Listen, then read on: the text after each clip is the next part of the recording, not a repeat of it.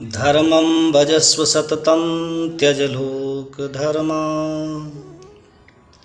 सततम धर्मं भजस्व, निरंतर धर्म का आश्रय लो। और धर्म क्या है? रामो विग्रहवान धर्मः।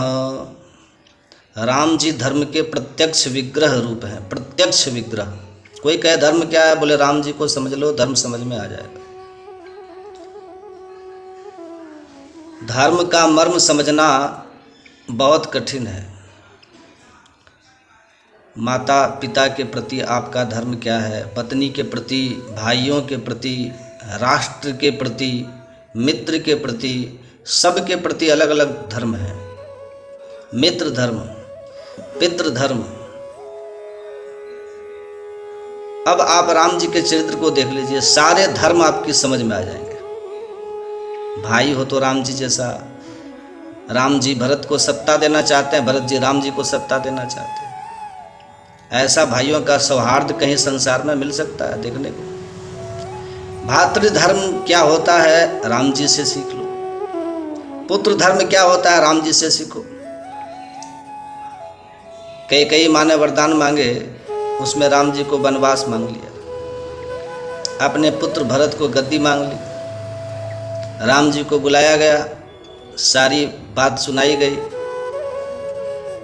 दशरथ जी ने एक बार भी नहीं कहा कि मेरी आज्ञा का पालन करो, मैं आज्ञा देता हूँ वन को जाओ।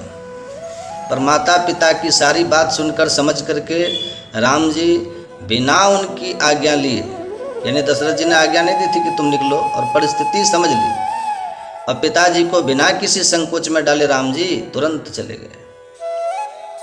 ऐसा आज्ञाकारी पुत्र राम जी के अतिरिक्त कौन हो सकता है? जिन राम जी का राज्याभिषेक होने वाला था, जो राजा बनने जा रहे थे, उनको देश निकाला दे दिया गया कि कितनी बड़ी घटना घटी। पर इतनी बड़ी घटना को बड़ी सरलता से स्वीकार करते हुए राम जी कहते हैं, थोड़ी ही बात, कितनी बड़ी बात है कि राजा बनते बनते आपको वनवासी बनाया जा रहा है, देश निकाला दिया जा रहा है। और राम जी माता जी से कहते, माता जी थोड़ी सी बात, थोड़ी ही बात अपित ही दुख भारी। इतनी मामूली सी बात पर पिताजी इतने दुखी हो रहे।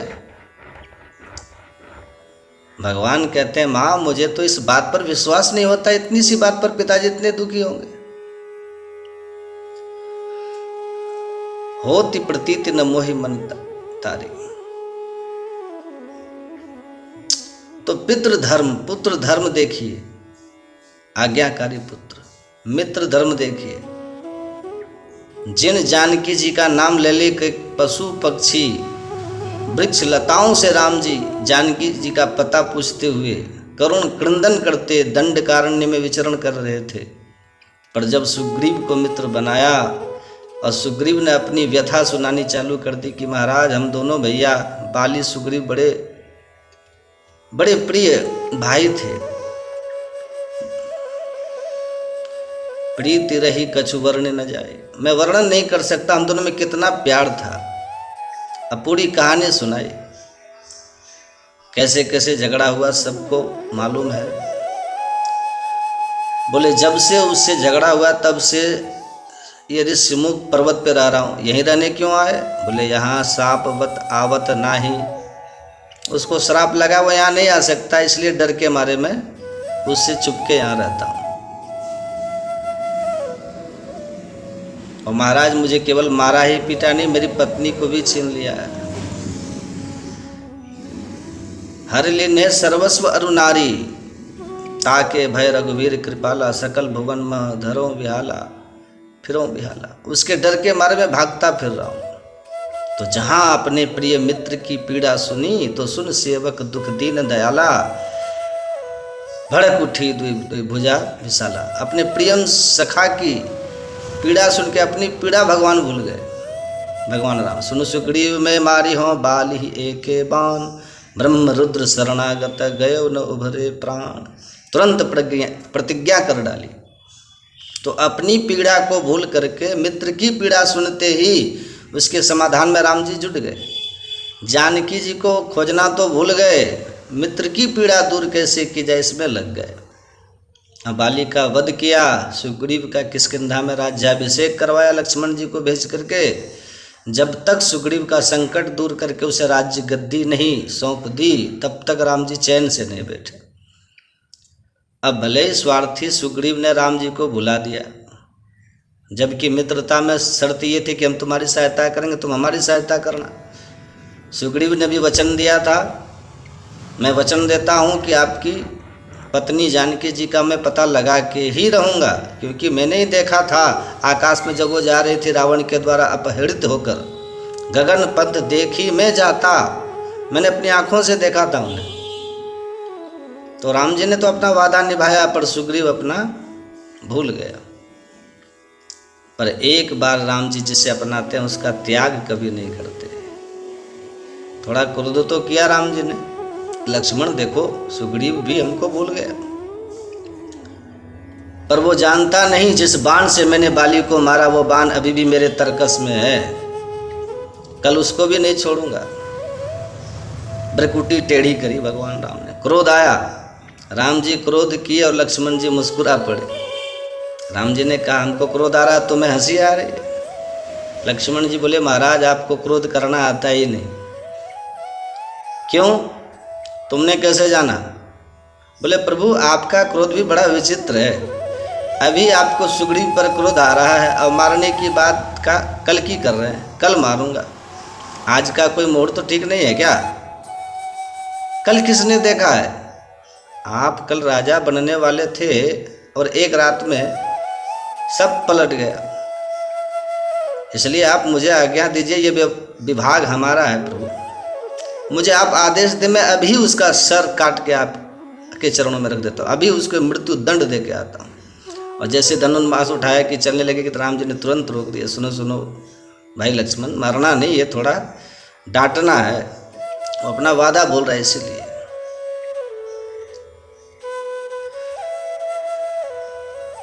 भय दिखाए ले आवहु तात सखा सुग्रीव, लक्ष्मण उसको मारना नहीं है, थोड़ा डराना है। भय दिखाए ले आवो, मुझे भूल गया, अपने वचन को भूल गया, इसलिए थोड़ा डांट के भय दिखा करके मेरे पास ले आओ, क्योंकि तात सखा सुग्रीव, सुग्रीव को हमने अपना सखा बनाया है, मित्र बनाया है। माने एक बार जिसे भगवान अपना लेते हैं, अब जिससे अपना संबंध जोड़ लेते हैं, फिर उसका त्याग नहीं करते। तो सुग्रीव में कितनी भी बुराई सही, परंतु भगवान ने उसका त्याग नहीं किया। तो अब राम जी का चरित्र, राम जी के चरित्र तो अनंत हैं, पर उन चरित्रों में आप धर्म का दर्शन कीजिए। भातृधर्म, पुत्र धर्म, पितृधर्म, राजधर्म, राष्ट्र धर्म।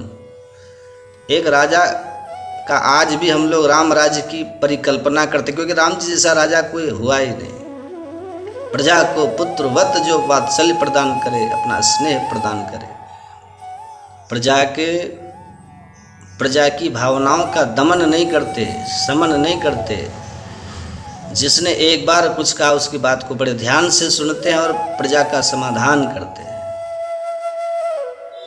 भले ही अपनी प्राण प्रिय जानकी जी का परित्याग ही क्यों न करना पड़े। राम जी जानते हैं कि जानकी जी परम पवित्र हैं, जानते हैं अग्नि परीक्षा ले चुके थे, परंतु प्रजा में जब अपवाद फैला एक धोबी के माध्यम से कि ना हम विभर्म त्वाम तुष्टाम असतिम परमेश्मगाम स्त्री लोभी विभ्रियास्ति ताम रामो ना हम भजे पुनः, श्रीमद् भागवत में इसका वर्णन है, कथा प्रसिद्ध है। तो प्रजा के उस अपवाद को शांत करने के लिए, प्रजा में धर्म की प्रतिष्ठा बनाए रखने के लिए, ये पवित्र होते हुए भी अपनी प्राण प्रिया पत्नी का परित्याग तक प्रभु ने कर दिया।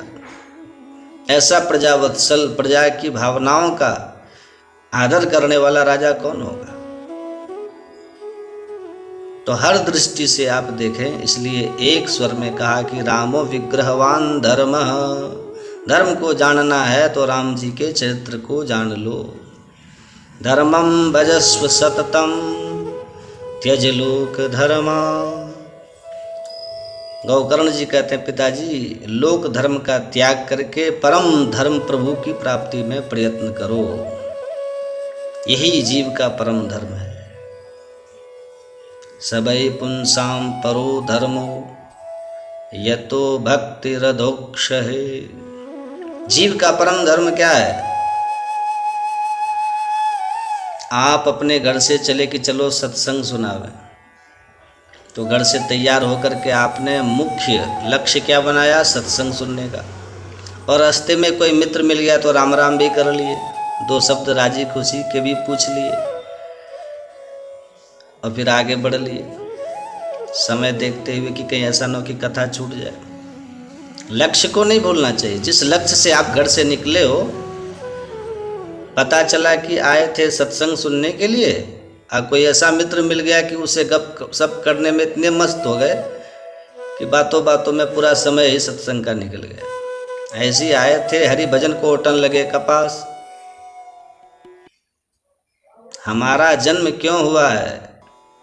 जितनी भी जीव जंतु 84 लाख योनियों में है, वो केवल खाने पीने सोने तक ही सीमित हैं। आहार निद्रा भय मैथुन च सामान्य में तत्पशुभिर्नराणां धर्मो हि तेषां अधिको विशेषः धर्मेण हीनः पशुभिः समानः। नर में और पशु में क्या अंतर है? पशु केवल खाना पीना सोना और संतान उत्पत्ति करना जानता है। जानते तो हम भी हैं ये चारों बातें, पर हमारी फिर इतनी विशेषता क्यों कि बड़े भाग मानुष तन पावा। तो फिर मनुष्य जीवन की महिमा इतनी क्यों है? क्योंकि धर्मो हि तेषां अधिको विशेषः। मनुष्य धर्म के मर्म को समझ सकता है। कर्तव्य पर विचार मनुष्य ही करता है, पशु नहीं करता। और यदि धर्म पर विचार नहीं किया तो धर्मेन हीनः पशुभिः समानः। धर्म विहीन पुरुष साक्षात 2 पैरों का पशु है।